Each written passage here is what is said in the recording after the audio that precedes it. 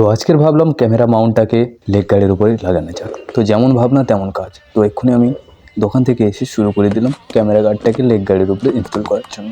তো সবার প্রথমে আমার বাইকের যে একটা ডাব্বা আছে ওখান থেকে কিছু স্ক্রু টু হ্যান্ডেল বের করে নিয়ে আমি সামনের হ্যান্ডেল থেকে আমার ক্যামেরা গার্ডটাকে খুলছি।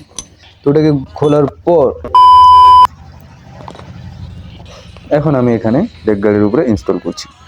তো দেখো এখান থেকে ফুটেজ কীরকম হবে আমি জানি না, সত্যিকারে বলছি এই ভিডিওটাতে জাস্ট একটা এক্সপেরিমেন্ট করতে চলেছি এখান থেকে ফুটেজটা কেমন হতে পারে।